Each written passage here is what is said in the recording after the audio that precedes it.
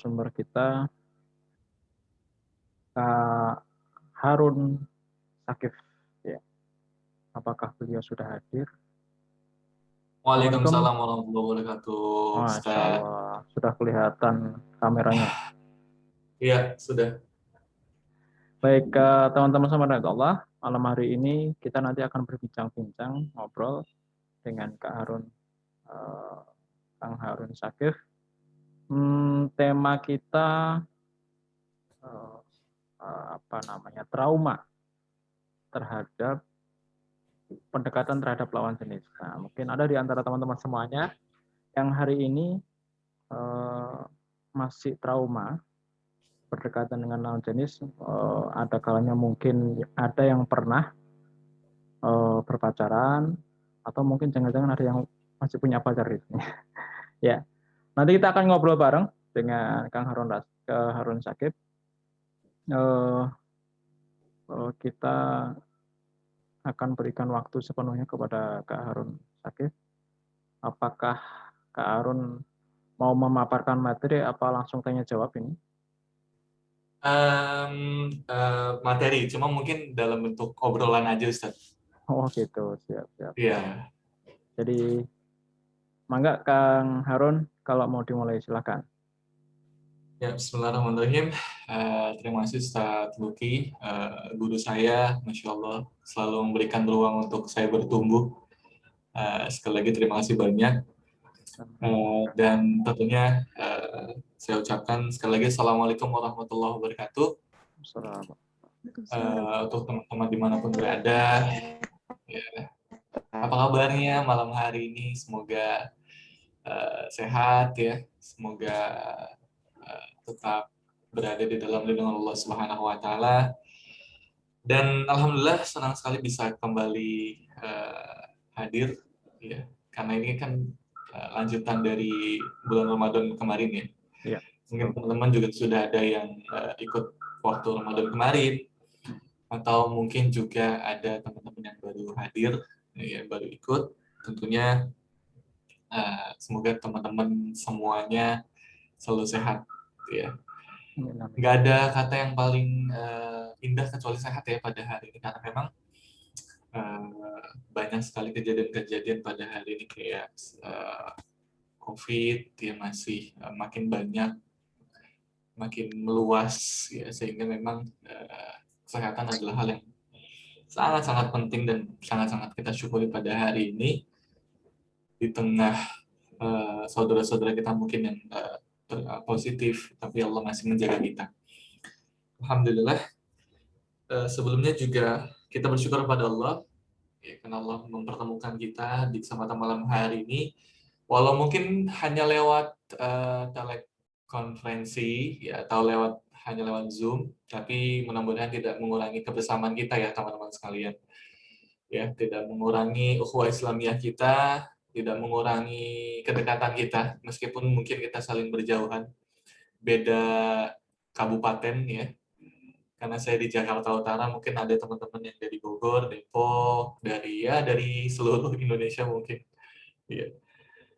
Tapi mudah-mudahan ya pertemuan kita pada kesempatan malam hari ini mendapatkan ridho dari Allah, menguatkan kita, ya, dan juga saling menyemangati kita untuk sama-sama berusaha menjadi lebih baik lagi dari hari ke hari. Dan tak lupa teman-teman sekalian, selawat serta salam semoga selalu tercurah limpahkan untuk junjungan kita, yaitu baginda Nabi besar Muhammad Sallallahu Alaihi Wasallam. Semoga rahmat tetap tercurah kepadanya, keluarganya, sahabatnya, sampai pengikutnya hingga yaumil akhir nanti. Amin ya rabbal alamin.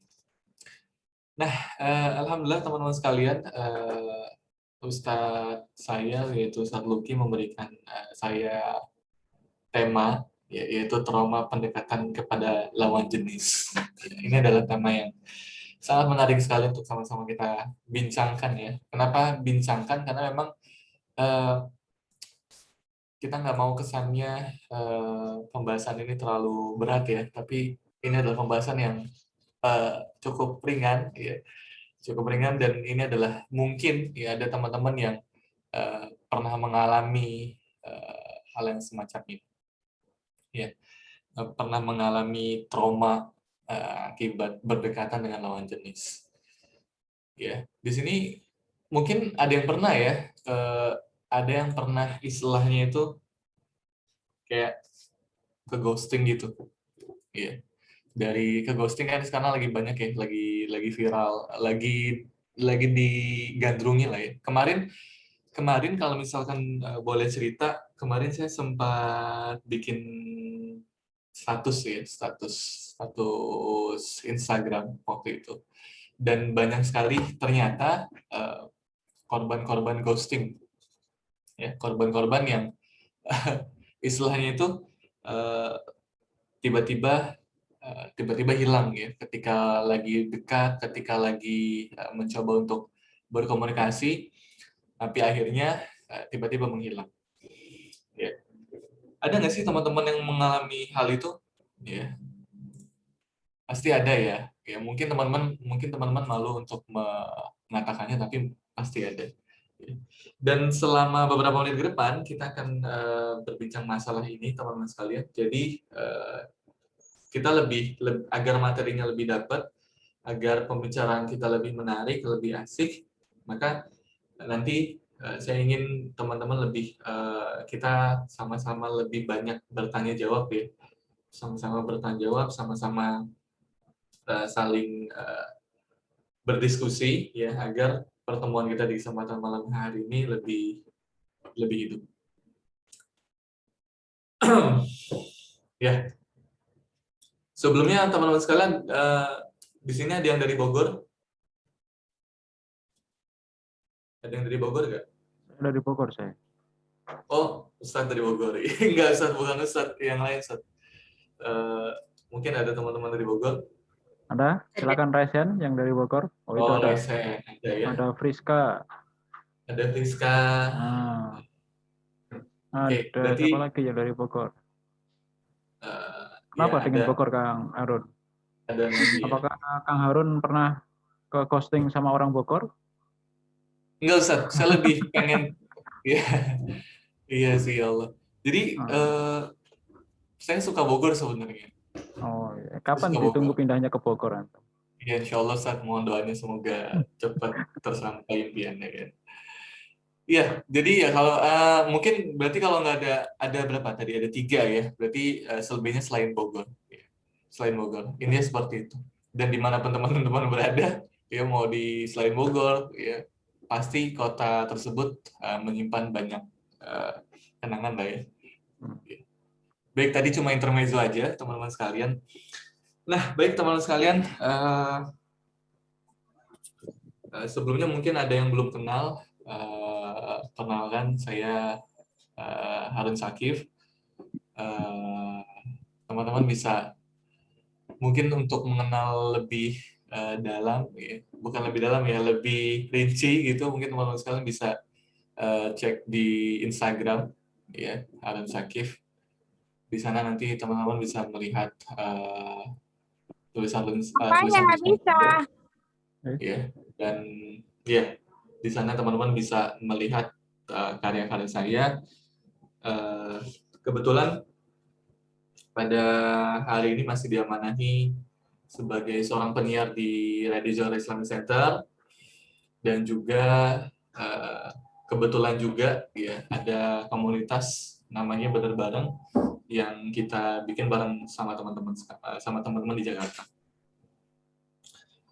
Nah, baik teman-teman sekalian, karena nggak ada materi PowerPoint ya, jadi kita hanya membahas dari materi yang sudah saya siapkan, saya sudah catat. Nah, teman-teman sekalian, masalah pada hari ini, ya, anak-anak muda, ya, yang mana anak-anak muda pada hari ini, sekarang mungkin kita juga pernah mengalami ya, yang namanya trauma pendekatan pada lawan jenis. Ya, pendekatan pada lawan jenis.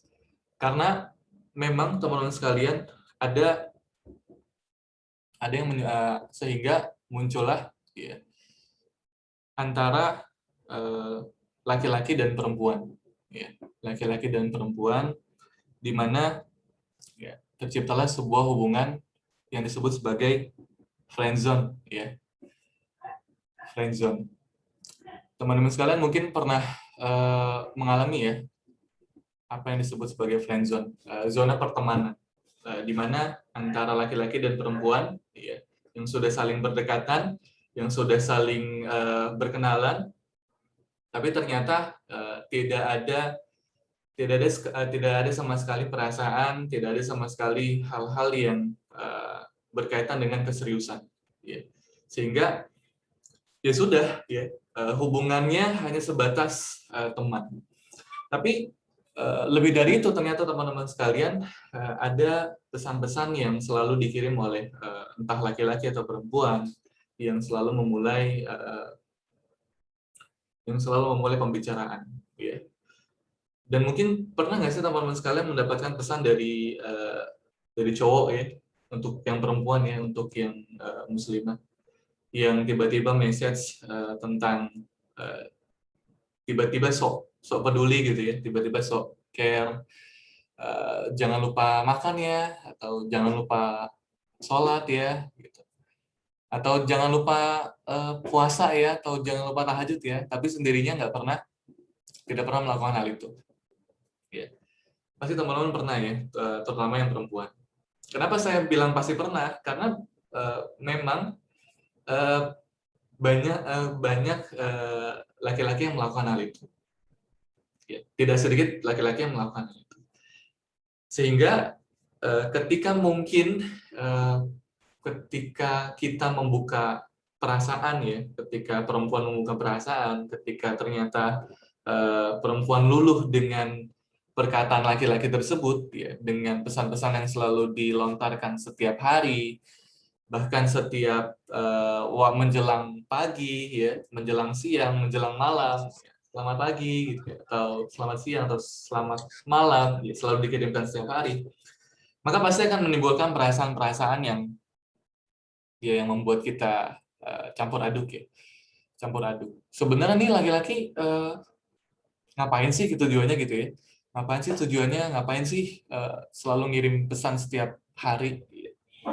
Dan sampai pada akhirnya ketika kita membuka hati, lalu tiba-tiba dia menghilang. Ya. Tiba-tiba dia menghilang, tiba-tiba dia pergi entah kemana. Ya. Maka disinilah yang disebut sebagai ghosting ya. Ghosting. Ya. Ghost itu kan setan.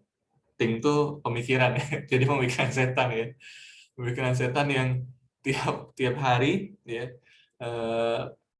mengirimkan kita pesan-pesan tanpa memikirkan perasaan.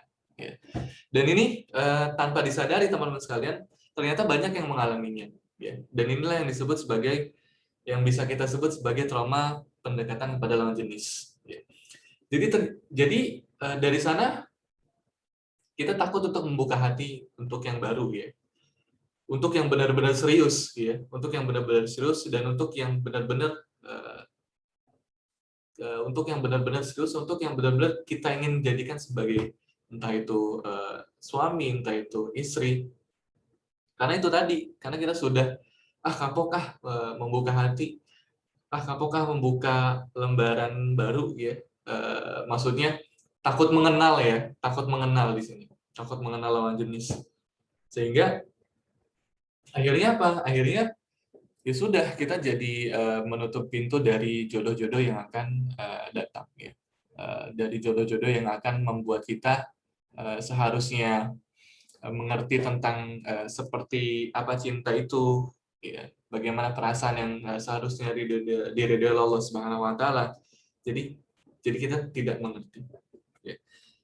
Sehingga memang disinilah yang terjadi teman-teman sekalian, hubungan yang sering kali kita rasakan ya, anak-anak muda rasakan, bahkan teman-teman kita atau bahkan kita sendiri, yaitu perasaan kita yang istilahnya itu apa ya, sakit ya, sakit tapi nggak berdarah, karena itu tadi kita jadi korban perasaan ya, korban ghosting, ditinggal pas lagi berharap-harapnya, ditinggal pas lagi sayang-sayangnya ya. Maksudnya ditinggal pas lagi sayang-sayangnya itu ya ditinggal pas lagi berharap sama seseorang ya, entah sama laki-laki atau entah sama perempuan. Nah, maka inilah yang sering terjadi teman-teman sekalian. Nah, mungkin kita juga bertanya-tanya nih, kenapa sih ini terjadi trauma? Ya, kenapa sih kita bisa trauma?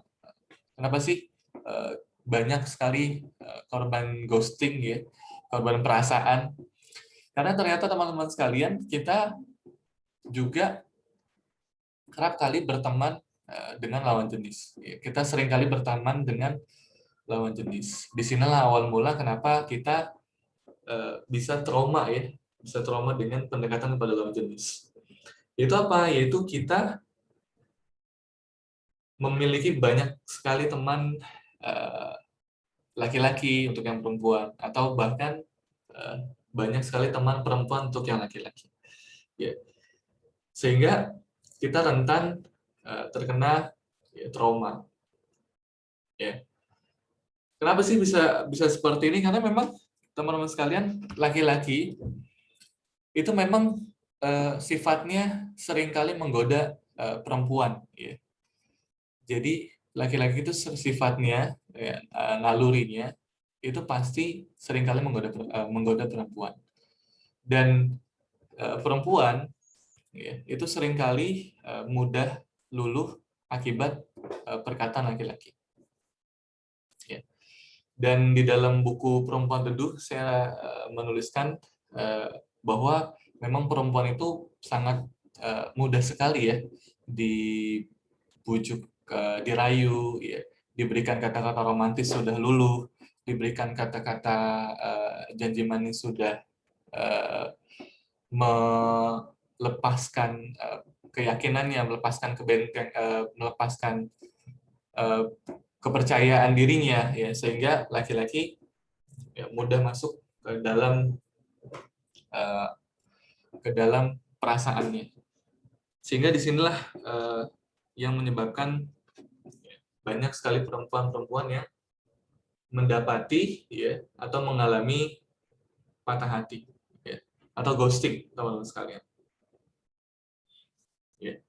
Maka tidak ada jalan lain, teman-teman sekalian, ketika kita ingin terlepas ya dari trauma, kita ingin lepas dari patah hati atau dari sakit hati mengenal laki-laki atau mengenal perempuan, yaitu dimulai dari menyedikitkan ya, pertemanan kita, ya, menyedikitkan pertemanan kita, baik dengan lawan jenis ya, yang perempuan dengan laki-laki, yang laki-laki dengan perempuan, itu kita sedikitkan ya, pertemanan kita dengan lawan jenis. Agar apa? Agar memang hati kita senantiasa terjaga, ya, agar hati kita senantiasa tidak mudah ya, tidak selalu dikirimi oleh laki-laki ya, perkataan-perkataan yang seenaknya ya, perkataan-perkataan yang seringkali membuat kita susah tidur ya. Sehingga inilah yang harus sama-sama kita lakukan ya, yaitu menyedikitkan pertemanan kita ya dengan lawan jenis agar tidak ada trauma yang akan datang. Nah, mungkin ini untuk awalannya teman-teman sekalian. Nanti mungkin Ustadz Luki kita bisa sharing-sharing Ustadz agar pembahasan kita semakin berkembang. Begitu Ustadz. Oke, baik Kang Harun, terima kasih atas pemaparannya.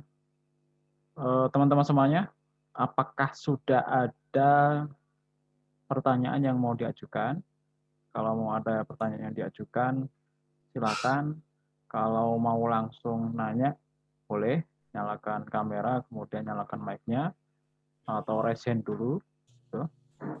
Kalau mau nanya lewat chat, boleh juga, silakan. Ya, oke, enggak, silakan.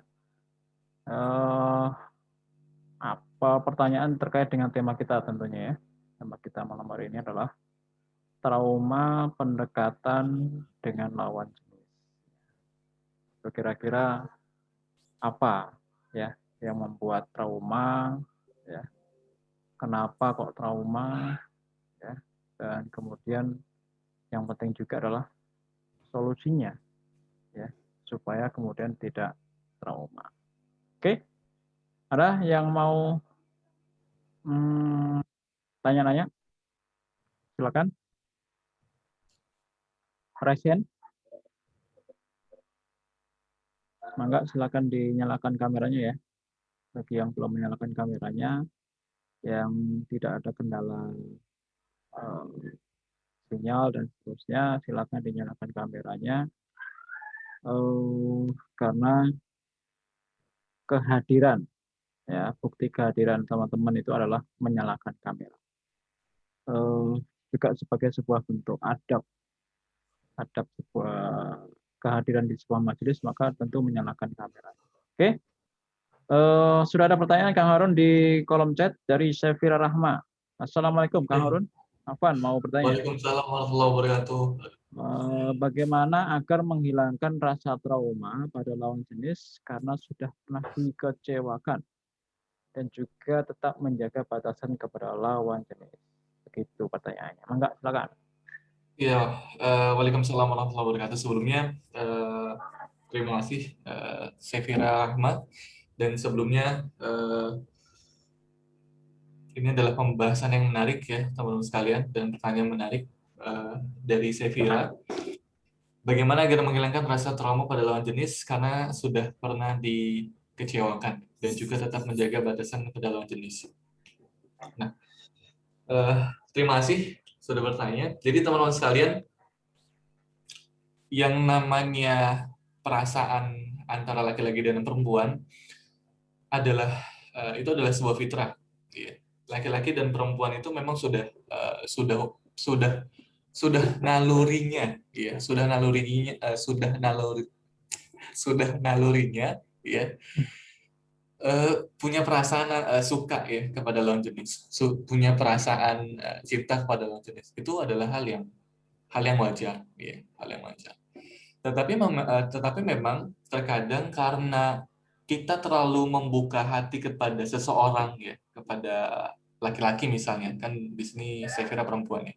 Kita membuka hati pada laki-laki, ya, membuka hati kepada laki-laki yang laki-laki ini belum menjadi siapa-siapa kita, ya, belum menjadi ya dikatakanlah belum menjadi suami kita gitu, belum menjadi orang yang penting buat kita, sehingga ya ternyata sehingga dia ini melakukan sesuatu yang istilahnya membuat kita trauma. Misal nih, kita sudah berharap kepada dia, ya, misalnya kita sudah berharap pada laki-laki dan ternyata laki-laki ini patahkan harapan kita, patahkan impian kita, ya, misalnya, ya disitulah munculnya trauma, ya, karena kita sudah pertama salah menaruh harapan, ya, kepada laki-laki tersebut, ya.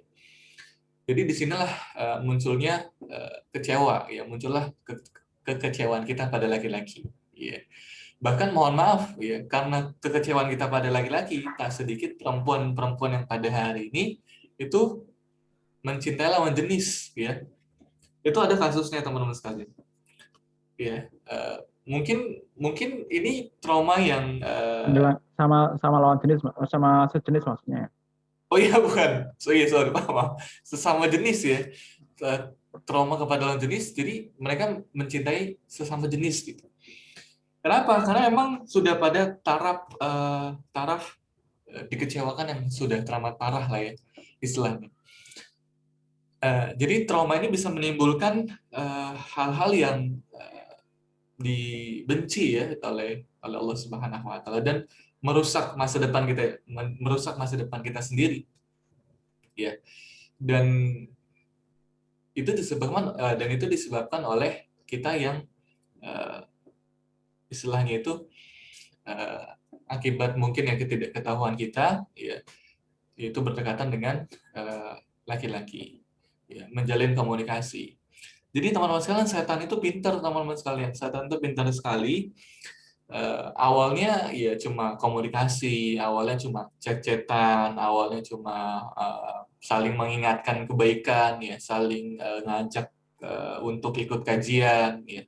Tapi pada akhirnya setan itu, ya, menggoda kita untuk saling menaruh harapan, ya.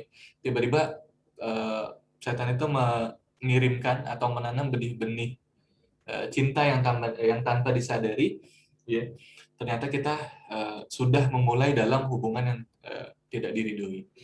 Sehingga ketika memang, ya, karena sudah berada di dalam hubungan yang tidak diridhoi, atau katakanlah pacaran ya misalnya, yaitu karena di dalam hubungan pacaran itu seseorang mudah datang dan mudah pergi, ya, maka timbullah trauma, ya, timbullah trauma, dan ya kita kecewa gitu ya kepada laki-laki ataupun perempuan yang pernah dekat lah ya. Nah, terus bagaimana caranya menjaga batasan pada lawan jenis? Nah, ini menarik sekali teman-teman sekalian. Di dalam Islam, di dalam kitab Iktisodi, kalau tidak salah, Ustaz Lutfi Rauf, ya, itu Istimai. disebutkan, ya, istimai. Itu disebutkan bahwasanya memang antara laki-laki dan perempuan itu hubungannya, kehidupannya itu terpisah, ya. Kehidupannya terpisah, dan dikarenakan terpisah, maka kehidupan antara perempuan itu memiliki batasan, ya, memiliki batasan, sehingga ketika ingin berkomunikasi dengan laki-laki pun, ya, kita hanya di dalam keadaan yang memang benar-benar penting, ya, di dalam keadaan yang memang benar-benar kita butuh, ya, tidak seperti sekarang, ya kan, kita chatan sama laki-laki, ya kan sudah cukup sering, ya, bahkan nggak ada batasan, ya, bahkan nggak ada nggak ada aturan, ya, sehingga ya wajar ya banyak korban-korban ghosting bertebaran di mana-mana, ya, banyak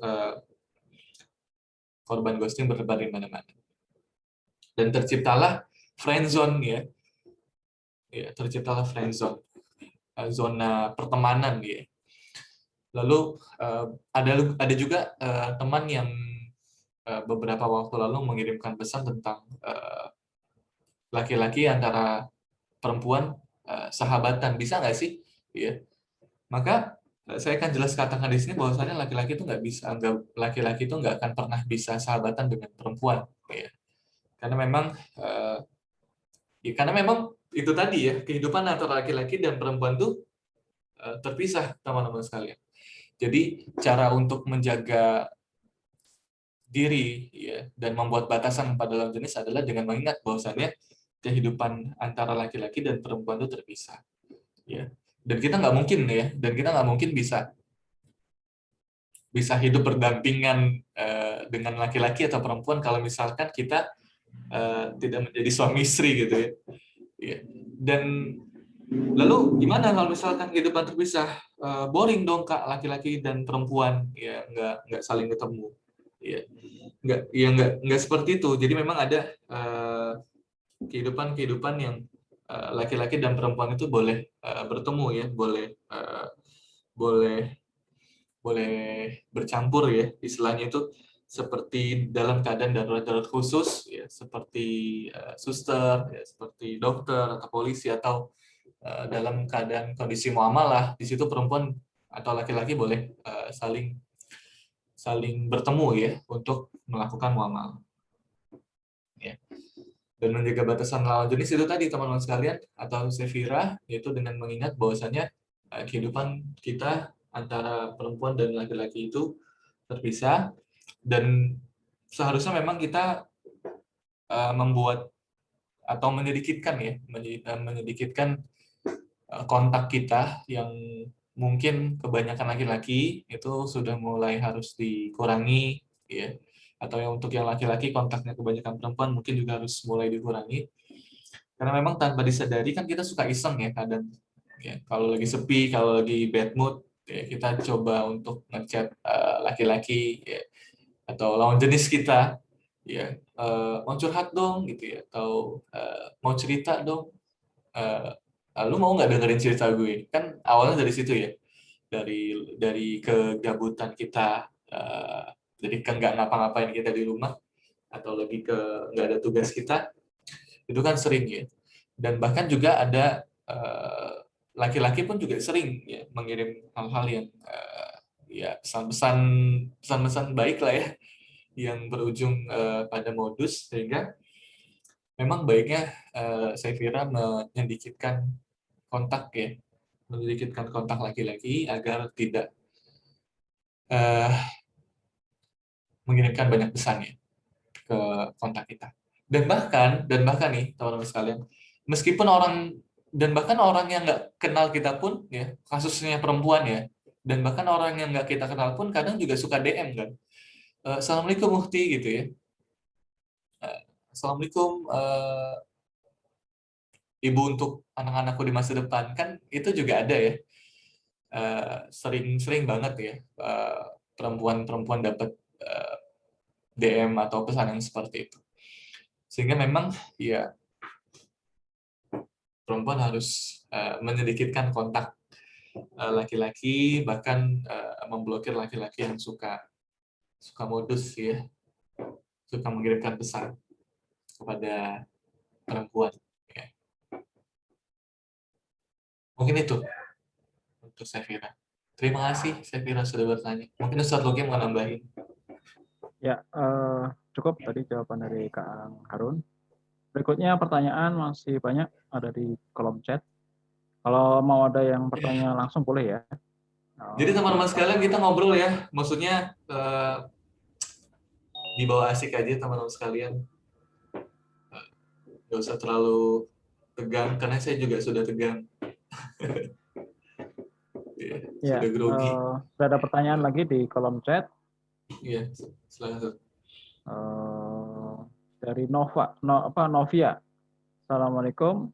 Afwan, mau tanya bagaimana mengatasi trauma pasca ta'aruf hingga sulit percaya atau menerima tawaran lainnya. Itu Kang Harun. Enggak, silakan.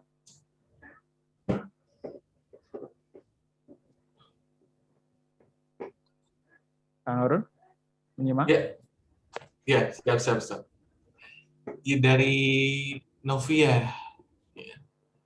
Assalamualaikum, waalaikumsalam. Bagaimana mengatasi trauma pasca ta'aruf hingga sulit percaya atau menerima tawaran lainnya? Nah, nanti mungkin Ustadz Luki bisa membantu jawab nih kalau misalkan selaku praktisi. Nah, jadi yang namanya proses ta'aruf teman-teman sekalian, Mbak Novia, yang namanya proses kan pasti ada menemui titik kegagalan ya, dan kita pernah mengalami hal itu. Ya, dalam hal apapun kita pernah mengalami yang namanya kegagalan. Ya. Pernah mengalami yang namanya stuck, pernah mengalami yang namanya berhenti di satu titik, bahkan hingga membuat kita trauma untuk memulai, termasuk trauma untuk memulai ta'aruf kembali ya. Karena kita mendapati taruhlah ya, karena kita mendapati pasangan ta'aruf atau calon ta'aruf yang mungkin memberikan luka yang cukup dalam ya, memberikan luka yang cukup dalam, memberikan luka hati yang cukup pedih, sehingga kita enggan untuk memulai lagi, ya, enggan untuk memulai proses pencarian kita. Ya. Dan memang sebagai seseorang yang terus berusaha mencari ya dalam hal apapun itu, pertama kita harus mencari dulu apa sih yang menyebabkan kita trauma. Ini yang harus kita cari dulu ya. Yang harus kita selesaikan ya, apa sih yang membuat kita trauma ya. Ini yang harus kita selesaikan dulu. Pertama, apa yang membuat kita trauma ya. Apa yang membuat kita trauma? apakah harapan kita kepada seseorang ini terlalu tinggi ya dalam konteks ta'aruf? Ya, apakah harapan kita kepada pasangan atau calon ta'aruf kita ini terlalu tinggi, ya?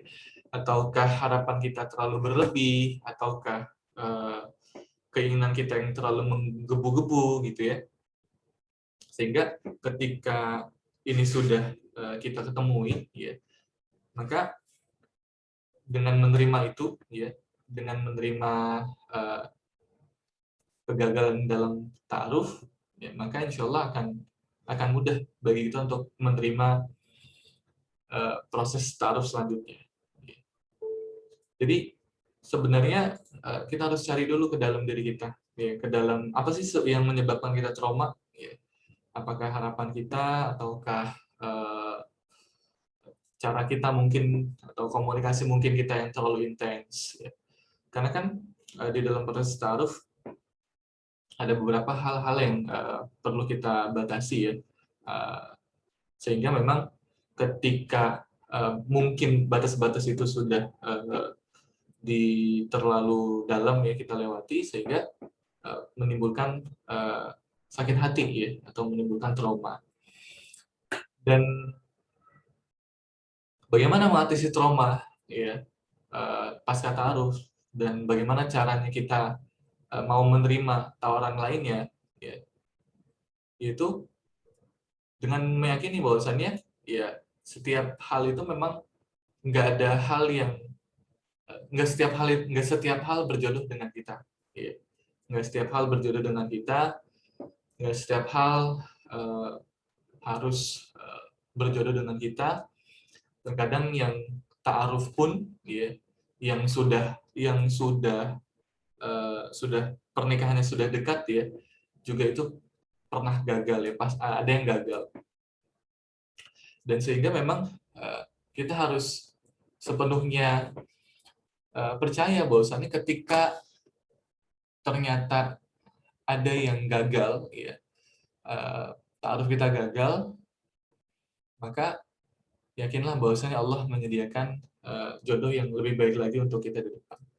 Karena kan memang sesuatu yang gagal itu ada rahasia-rahasia, ada hal-hal yang tidak bisa kita lihat sekarang. Ya. Mungkin kita trauma untuk memulai. Kita mungkin trauma untuk memulai kembali ta'aruf yang mau kita mulai ya. Tapi percaya deh ya, bahwasanya memang di setiap hal itu ada yang membuat kita trauma ya.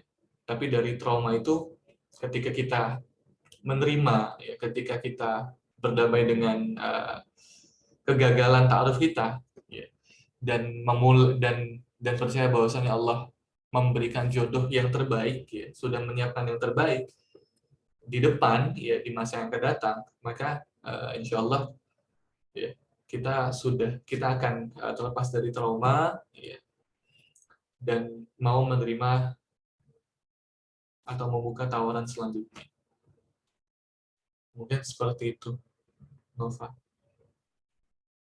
Ustaz Luki mungkin ingin memberikan tambahan, Ustaz, karena Ustaz praktisi, Ustaz. Silakan, Ustaz. Tambahan dari sisi pengalaman aja ya. Ya. Jadi sebelum berbicara tentang traumanya, mungkin perlu diperjelas tentang jadi kan pertanyaannya trauma pasca ta'aruf. Jadi sebelum berbicara traumanya adalah berbicara kegagalannya. Jadi maksudnya adalah apakah memang gagal itu membuat trauma, atau memang ada hal-hal yang lain yang kemudian membuat itu trauma. Itu yang pertama. Yang kedua adalah apakah itu trauma atau bukan, gitu. Jangan-jangan memang hanya sekedar ya kekecewaan sebentar, kemudian ya ketika ada yang nawari kemudian sudah pulih lagi. Nah itu gitu. Nah kebanyakan memang trauma ataupun tidak trauma ya untuk menerima kembali tawaran gitu ya. Itu memang terjadi, kan faktornya kan begini ya, laki-laki, perempuan, kemudian orang tua laki-laki dengan orang tua perempuan. Nah, kadangkala pernah kita bikin sebuah pilihan gitu ya. Kenapa kemudian lamaran itu kadangkala tertolak, itu begitu. Kadangkala tertolaknya itu bisa jadi adalah yang pertama, ini kan ada laki-laki, ada perempuan, ada orang tua laki-laki dan orang tua perempuan. Faktornya bisa banyak. Yang pertama, laki-lakinya mau atau setuju, si perempuannya setuju, tapi orang tua si perempuan tidak setuju, ya kan? Kemudian ada juga yang laki-lakinya setuju, perempuannya tidak setuju, tapi orang tuanya setuju. Ada juga kan? Kemudian ada juga yang kemudian laki-lakinya tidak setuju, tapi perempuannya setuju, ya, dan seterusnya. Mungkin ada yang terakhir adalah ketika orang tuanya setuju, orang tua laki-laki setuju, orang tua perempuan setuju, si laki-lakinya setuju, ya, perempuannya setuju, yang tidak setuju malah KUA-nya yang nggak setuju. ya, ya, mungkin KUA yang nggak setuju karena memang mungkin pernikahannya salah gitu ya, atau syarat-syaratnya tidak terpenuhi gitu. Nah, kalau kemudian melihat pengalaman yang selama ini terjadi, trauma ataupun disebutnya trauma atau bukan ya, untuk bisa menerima laki-laki yang lain atau tawaran yang lain itu adalah karena memang dari faktor orang tua. Nah, kalau faktor dari orang tua maka kemudian ya dibenerin dulu orang tuanya. Maksudnya dibenerin itu maksudnya disepahamkan dulu dengan kita. Jangan-jangan kriteria kita dengan kriteria orang tua itu berbeda. Kita pengen nikah muda. Nah, ini mungkin di sini ada yang masih SMA gitu ya. Ada yang masih sekolah, habis lulus SMA pengennya nikah. Ya, kenapa? Karena sering melihat selebgram. Nah, ya, karena sering melihat selebgram yang ada di Instagram pamer kemesraan laki-laki dan perempuan, kemudian yang SMA, anak-anak SMA ini kemudian pengen menikah. Nah, itu berarti bukan mampu untuk menikah atau bukan siap untuk menikah, tapi pengen menikah. Ya. Nah, jadi pengalaman memang yang membuktikan banyak tertolak ya laki-laki di hadapan perempuan itu memang kebanyakan orang tuanya. Kalau orang tuanya maka kemudian yang diberi solusi adalah orang tuanya. Nah, kalau itu sudah solusinya itu diperbaiki ya, maka kemudian nanti trauma itu tidak akan terjadi lagi. Kira-kira begitu Kang tambahan. Ya. Terima kasih Ustadz atas jawabannya. Antum harusnya pembicaranya ya. Oke, pertanyaan berikutnya ini dari Fitri Fatmawati atau siapa ya namanya, Az-Zahra. Assalamualaikum Kak Harun. Afwan di sini bertanya, bagaimana cara membedakan ikhwan yang serius dengan ikhwan yang modus? Ya. Karena pernah trauma jadi sulit untuk membedakan. Nah, syukran Kak. Mangga Kak Harun. Waalaikumsalam Fitri Fatmawati. Terima kasih banyak sudah bertanya. Bagaimana caranya membedakan ikhwan yang serius dengan ikhwan yang modus? Ya. Inti pertanyaan itu. Jadi bagaimana caranya membedakan ikhwan modus dan ikhwan yang serius? Jadi sebenarnya untuk melihat keseriusan laki-laki itu sangat mudah, ya teman-teman sekalian. Tinggal melihat dibawa kemana hubungan yang sedang dibina, ya. Dibawa kemana hubungan ini gitu misalnya. Kalau misalkan ikhwan yang serius, maka dia pasti akan membawa ke pernikahan. Ya. Tapi kalau misalkan ikhwan yang modus, maka dia akan membawa ke hubungan tanpa kepastian. Yaitu apa? Yaitu pacaran.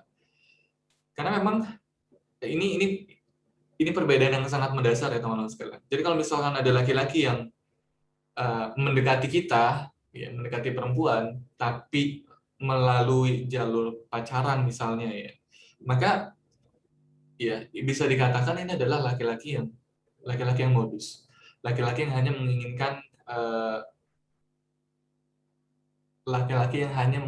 menginginkan sesuatu tanpa komitmen, ya. Karena memang kalau misalkan laki-laki itu benar serius atau ikhwan itu ya, di sini kan ikhwan ya, agak religius ya, benar-benar serius, maka dia akan melewati proses yang mana yang dibenarkan oleh syariat ya, yang dibenarkan oleh Islam.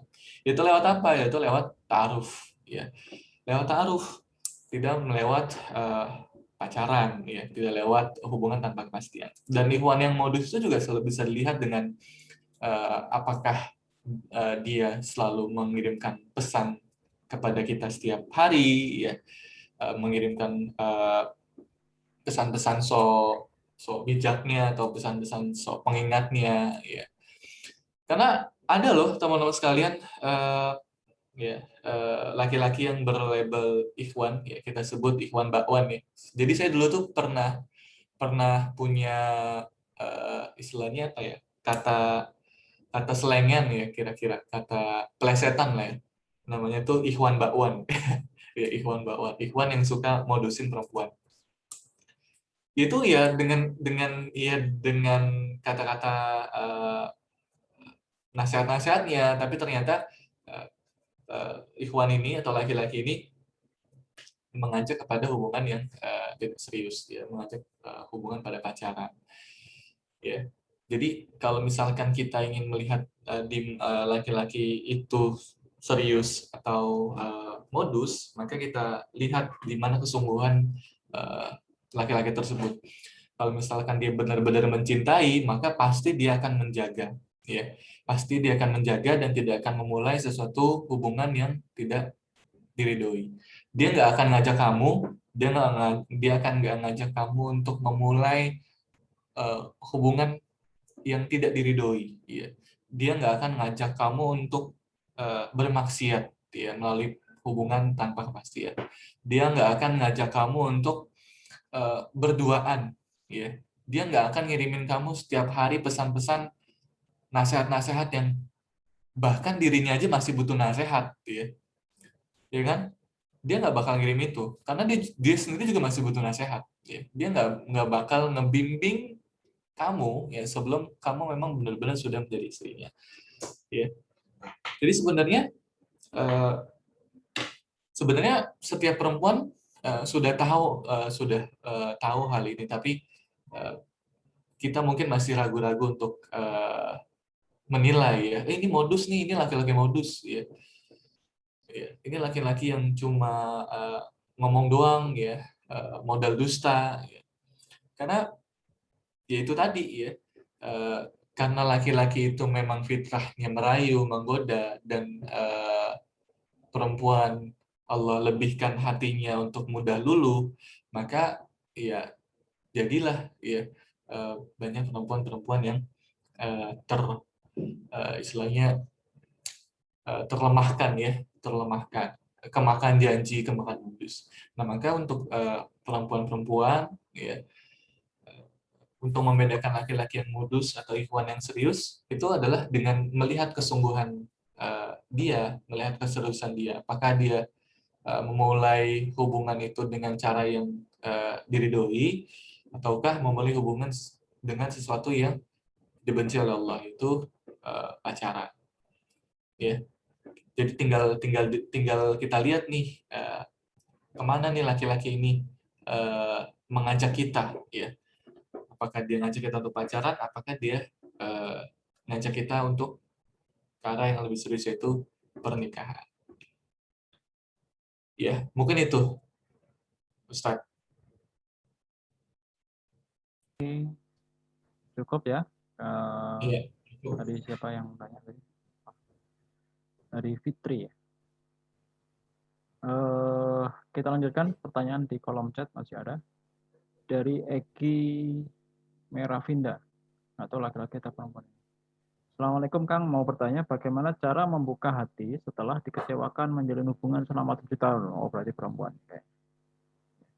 7 tahun, lama banget ya 7 tahun. Kayaknya dari kelas lulus SD ya. Dari SMP kayaknya. Dari lulus SD ya. SD, SMP kan 3 tahun, SMA 3 tahun ya. Berarti semenjak kelas 1 SMP lah gitu ya.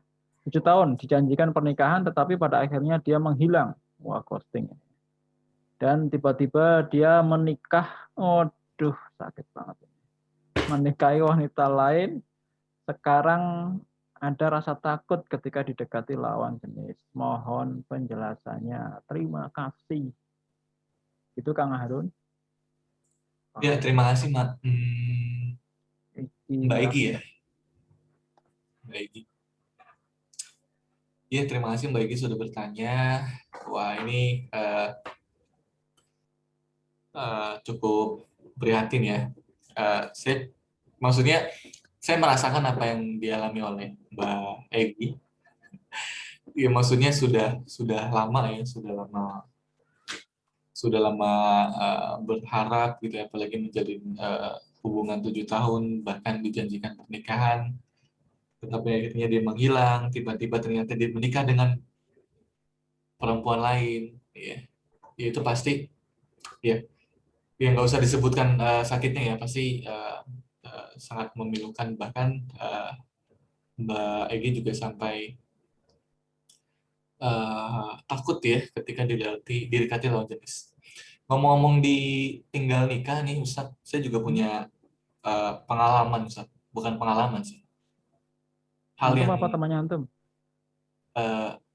Pengalaman pribadi. Saya. Jadi Masya Allah. Mbak Egi nggak sendirian, Ada ya. Mbak temannya. Egi, iya. Jadi dulu, kalau boleh cerita ya teman-teman sekalian, ini saya cuma cerita di sini nih. Bukan, saya udah cerita ini ke tempat lain juga. Jadi buat pelajaran juga, buat semangat teman-teman juga. Jadi gini, em, kita kan kecewa itu karena memang menaruh harap pada sesuatu yang salah. Kita kan kecewa itu bermula menaruh harap kepada manusia, menaruh harap kepada sesuatu yang mudah lupa, seringkali berbuat dosa, seringkali berbuat apa, dan itu adalah namanya manusia. Dan di sini apalagi menjalin hubungan selama 7 tahun. Dan menjalin hubungan selama 7 tahun, ya di dalam pacaran lah misalnya ya, tentu ya sesuatu yang bisa kita katakan keliru, ya, kita biasakan keliru. Sudah keliru, terus kita juga naruh harapannya kepada manusia, bahwasannya, oh ternyata dia nih, dia mau nikahin saya nih sebentar lagi gitu ya. Nah, sampai pada akhirnya bertahun-tahun kan itu nggak terjadi, ya. Sehingga memang ketika kita salah menaruh harapan, sampailah kita pada patah hati yang demikian dalam. Dan itu yang pernah saya rasakan juga, ya. Berbagi sedih ya. Jadi ceritanya itu, tapi saya nggak selama Mbak Egi sih, nggak selama Mbak Egi. Jadi waktu itu saya belum hijrah ceritanya. Ceritanya belum hijrah Ustaz, masih belum nulis juga. Ya. Jadi sekitar 3 Zaman tahun. jahiliyah ya. Iya, zaman jahiliyah ya, zaman masih jauh dari agama ya. Ya dia ditinggal nikah gitu istilahnya. Tapi ya saya sempat trauma juga tuh. Saya sempat trauma juga, Mbak Egi. Ya, sempat trauma untuk nggak mau untuk memulai hubungan dengan perempuan ya. Maksudnya karena saya mikir, ya ada nggak sih yang mau sama gue gitu ya? Ada nggak sih yang mau sama saya, ya udah. Kayak cuma perempuan itu doang deh yang mau sama saya waktu itu. Nah, tapi dia sudah kan pasti Mbak Egy sedih kan, pasti sedih lah. Saya juga sedih, nangis segala macam. Tapi akhirnya ketika kita berserah diri sama Allah ya, dan meyakini bahwasannya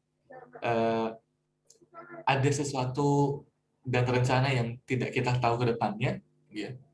Bahwasannya di dalam Al-Qur'an itu Allah menyebutkan, ya, boleh jadi kamu menyukai sesuatu, ya, padahal itu tidak baik buat kamu, dan boleh jadi kamu tidak menyukai sesuatu padahal itu baik buat kamu, ya. Allah mengetahui sedangkan kamu tidak mengetahui. Nah, maka dari situ saya berusaha untuk bangkit ya, untuk membuka lembaran baru. Ya udah, nggak jadi nih sama dia gitu ya. nggak jadi nih sama dia. Akhirnya oh ya udah, mungkin ada yang baik di luar sana, ada yang eh, ada perempuan yang lebih baik yang mau menerima saya gitu ya. Dan ya udah, saya terus memperbaiki diri, saya terus saya halaqoh ya, saya mengkaji Islam, bertemu dengan orang-orang yang positif ya, orang-orang soleh, sehingga saya tidak ingat lagi tuh pernah dikecewakan ya. Karena saya sudah bertemu dengan orang yang positif ya, udah ngaji istilahnya. Dan ya udah, akhirnya eh, selama berapa tahun tuh? Hampir setengah tahun ya, hampir setengah tahun berproses. Akhirnya ya sudah, saya membuka lembaran baru, saya mau membuka hati dengan mencoba melakukan ta'aruf, dan alhamdulillah ya dapat yang lebih baik ya. Dapat yang lebih, ini serius teman-teman sekalian, dapat yang lebih baik.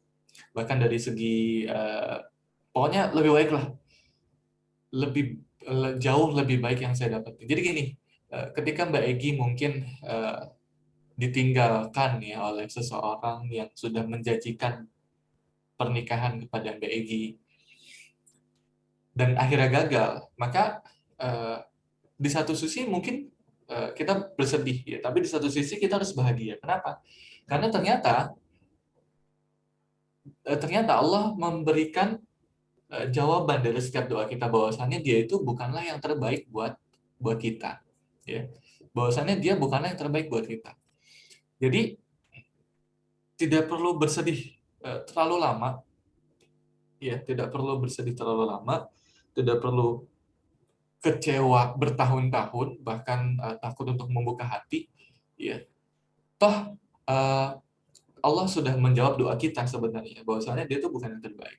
Apalagi mohon maaf ya, ketika Mbak Egi sama calon misalnya sudah menjalin hubungan 7 tahun, itu menjalin hubungan yang keliru gitu ya, hubungan yang justru hanya menabung dosa gitu ya. Misal selama 7 tahun pacaran gitu misalnya, ya kan, mohon maaf ya, sudah berdua-duaan. Jadi rasa cinta di dalam pacaran itu, ketika orang pacaran antara laki-laki dan perempuan, apalagi sudah lama ya, 7 tahun, baik ya 7 tahun, kan ya setiap momen-momen romantis, setiap momen-momen bahagia itu sudah Mbak Egi lalui sama laki-laki tersebut ya, sudah Mbak Egi lalui sama laki-laki tersebut, yang pada akhirnya nanti ketika sudah menikah, hal-hal yang romantis itu sudah tidak berlaku lagi ketika sudah menikah, semuanya sudah menjadi biasa ya.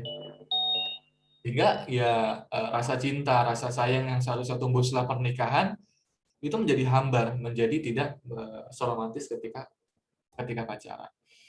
Karena memang pacaran itu seperti orang, kalau diibaratkan pacaran itu seperti bumbu mie yang dimakan dulu. Ya, teman-teman pasti suka makan mie. Ya, coba gimana kalau misalnya bumbunya dimakan dulu. Lalu ketika mie sudah matang, mie-nya itu kita makan. Pasti rasanya hambar. Nah, sama ketika kita menjalin hubungan pacaran, apalagi selama bertahun-tahun, lalu setelah menikah, itu pasti hambar, teman-teman sekalian.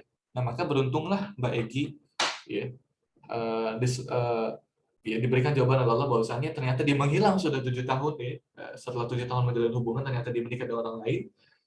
Bahwasannya itu sudah berarti Allah menyelamatkan kita ya, dari rasa cinta yang nantinya ketika sudah menikah itu akan hambar, akan hilang, akan tidak ada rasanya, tidak ada gairahnya mungkin. Sehingga Allah putarkan ya, Allah balikkan hati laki-laki tersebut untuk menikah dengan Mbak Egi ya. Ya mungkin sedih ya, pasti, mungkin ini kecewa pasti, sedih pasti, tapi jangan sampai kita takut untuk membuka hati, karena tidak setiap laki-laki seperti itu ya kan, tidak setiap laki-laki seperti itu. Iya, bahkan yakinlah bahwasannya ada laki-laki yang lebih baik ya, yang akan mendampingi baik. Kenapa saya bilang yakin? Karena ya contohnya saya sendiri gitu ya. Saya sudah mendapatkan yang lebih baik ketika memang kita sudah ikhlas, sudah merelakan ya, sudah meyakini bahwasannya oh ya udah, ternyata dia bukanlah yang terbaik buat saya, dialah bukanlah yang terbaik buat aku gitu. Sehingga kita bersyukur pada Allah, Allah selamatkan kita dari laki-laki yang miskin komitmen tersebut. Nah, bisa jadi juga gini, Mbak Egi. Laki-laki itu kan mudah bosan ya sebenarnya. Tapi ini sebagian ya, enggak semua. Tapi laki-laki itu memang rata-rata mudah bosan. Setelah 7 tahun menjalin hubungan sama Mbak Egi misalnya, ya coba kalau bohong kalau misalkan dia nggak bosan, ya selama 7 tahun, oh bosan kamu mulu gitu ya, istilahnya, ya apalagi dalam hubungan pacaran. Ya buktinya ketika sudah 7 tahun dia menghilang, ternyata dia punya wanita lain kan, nah, maksudnya diselingkuh ya. Tapi kan selingkuh itu hanya digunakan untuk orang-orang yang sudah menikah. Ya, selingkuh itu tidak digunakan untuk orang-orang yang pacaran. Jadi orang-orang yang pacaran terus ada lakinya atau perempuan selingkuh itu bukan selingkuh. Ya, itu cari korban lain. Ya. Jadi ya bersyukur pertama ya Mbak Egy sudah diselamatkan, maksudnya ya sudah diberikan petunjuk oleh Allah bahwasannya ternyata laki-laki itu nggak baik buat saya, buat Mbak Egy. Ya. Di satu sisi mungkin Mbak Egy sedih, tapi di satu sisi kita harus berbahagia bahwasannya ada yang lebih baik lagi menanti kita di depan sana. Jadi tidak perlu bersedih terlalu lama, tidak perlu patah hati demikian hebat ya. Buat apa menangisi laki-laki yang sudah menikah dengan wanita lain? Toh dia sudah bahagia dengan wanita lain gitu ya istilahnya. Maka ya kita harus buka lembaran baru. Yakinlah bahwasannya ada laki-laki yang soleh yang akan mendampingi Mbak Egy di kemudian hari. Kalau nggak dengan membuka hati ya nggak bakal datang-datang laki-lakinya. Ya. Mungkin itu saya jadi sangat panjang sekali menjelaskan hal ini karena sesuai dengan pengalaman saya. Oke, Mbak Egy, semoga diberikan jodoh yang lebih baik. Amin, amin, amin, Amin. amin. Mohon maaf Oke, ya kalau akan kebawa perasaan. terima kasih Kang Harun. Kita lanjut ya. Pertanyaan di kolom chat masih banyak. Assalamualaikum. Jika orang yang disukai menyukai orang lain, ini dari Anissa ya, Anissa Nuriyah. Apa? Jika orang yang disukai menyukai orang lain, tapi yang disukai tidak suka balik, ya, tidak disukai balik, bagaimana Kak? Apakah harus menunggu move on, tetapi jangka waktu yang tak tertentu, atau harus menerima orang lain tapi kita tidak suka dengannya? Dan saya pernah mendengar ada kasus di mana orang menikah dengan orang yang tidak disukainya, namun tidak kunjung tumbuh rasa karena sebelum nikah dia sudah menyukai orang lain. Begitu kasusnya, Kak Harun. Dari Anissa Nuriyah. Mangga, silakan. Ya, terima kasih Anissa. Ya. Jika orang yang disukai menyukai orang lain, tapi yang disukai tak disukai balik, bagaimana? Apakah harus menunggu move on, tetapi jangka waktu tak tertentu harus menerima orang lain, tapi kita tidak suka dengannya? Jadi kalau misalnya di sini gini, ini pertanyaan yang uh, baik sekali ya tentang kalau misalkan jadi simpelnya sih kalau kalau ini kan nanya saya ya, nanya pribadi. Jadi kalau misalkan orang itu misalnya saya suka sama seseorang terus dia nggak suka balik sama saya, maka ya udah saya move on gitu, saya tinggal ya. Karena kan gini, menyukai seseorang itu lumrah ya. Wajar ya menyukai seseorang. Saya suka dia nih ya. Dia rajin, dia soleh, dia baik ya, itu kan wajar.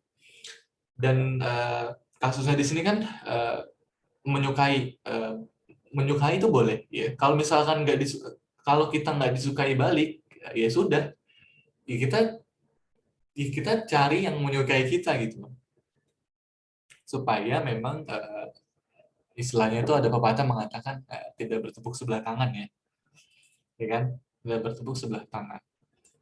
Karena memang untuk apa berjuang untuk seorang yang bahkan tidak peduli dengan kita. Wah, bagus ya.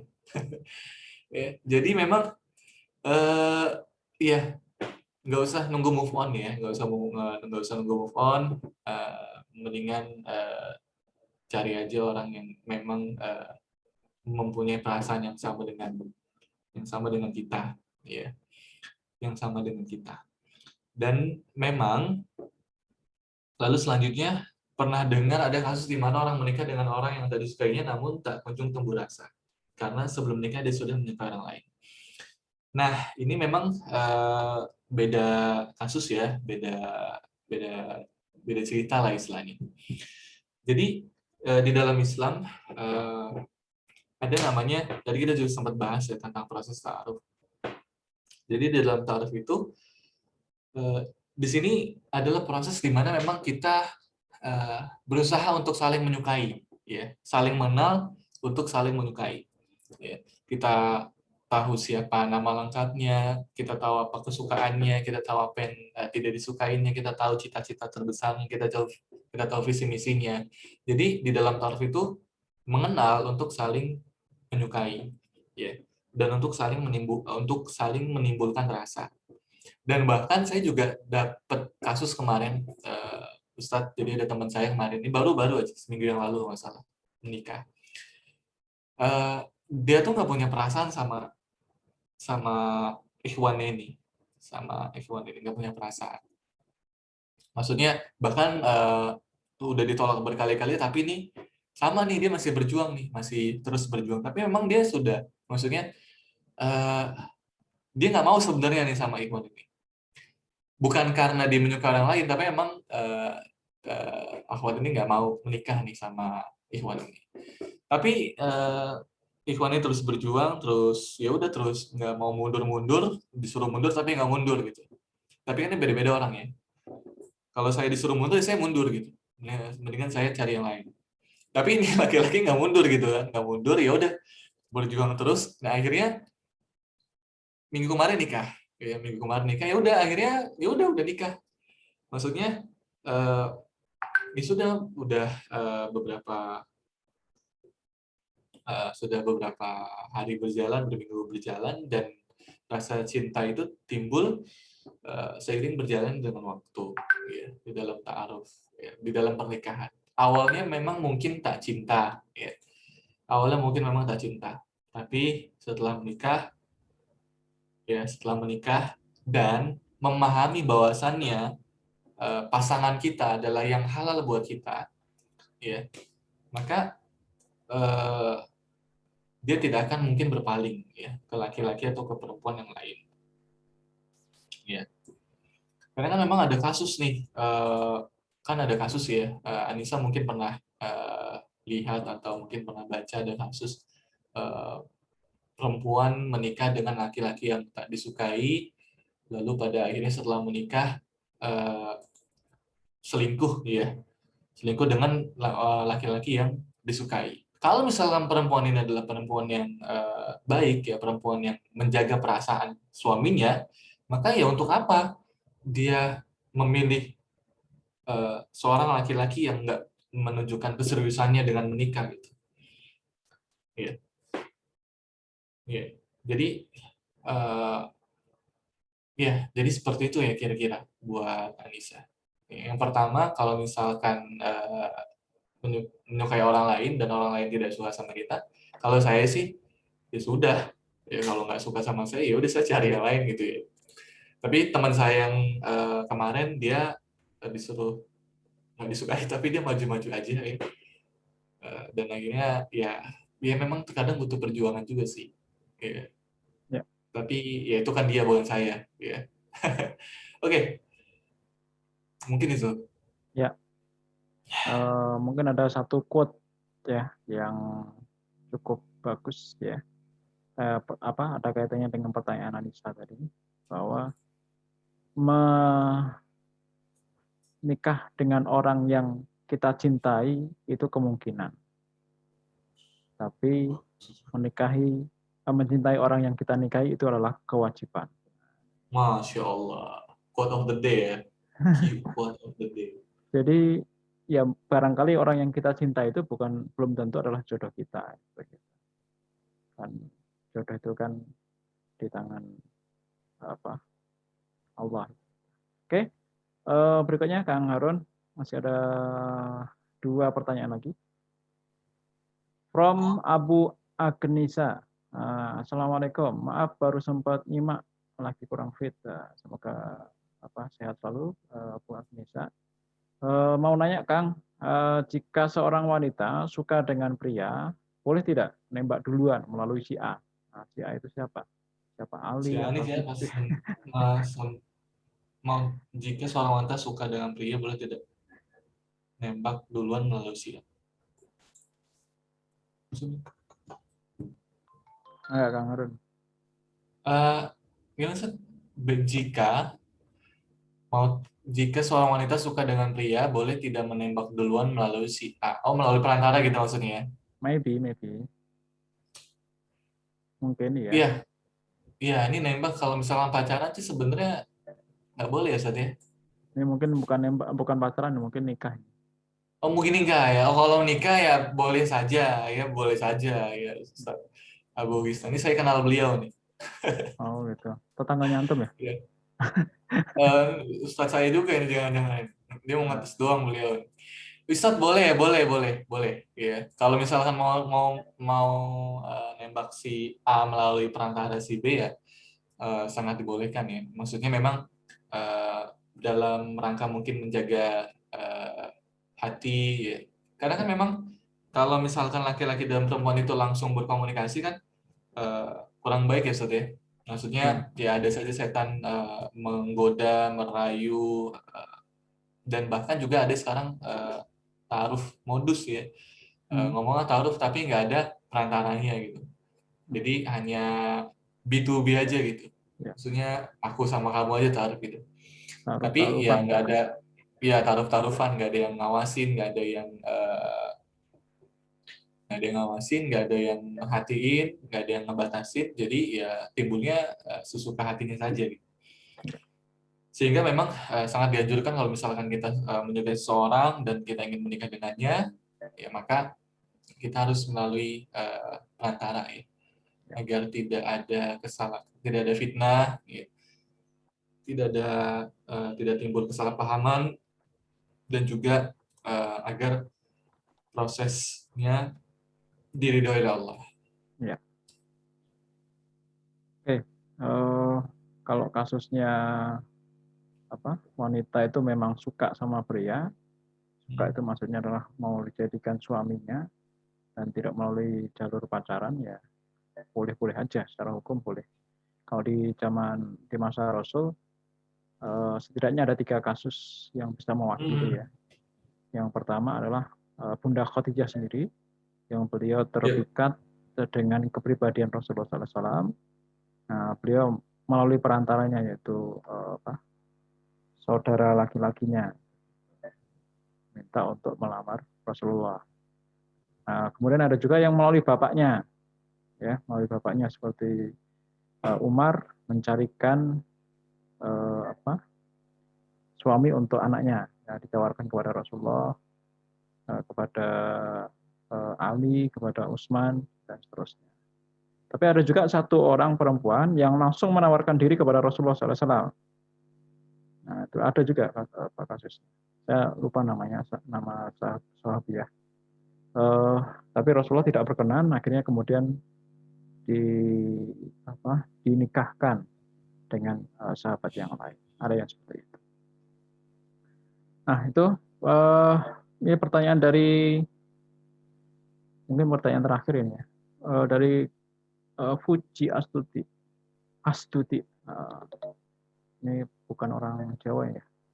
Bukan orang Sunda ya. Kalau orang Sunda Puji Astuti. Oke. Jadi Assalamualaikum Akhi Harun.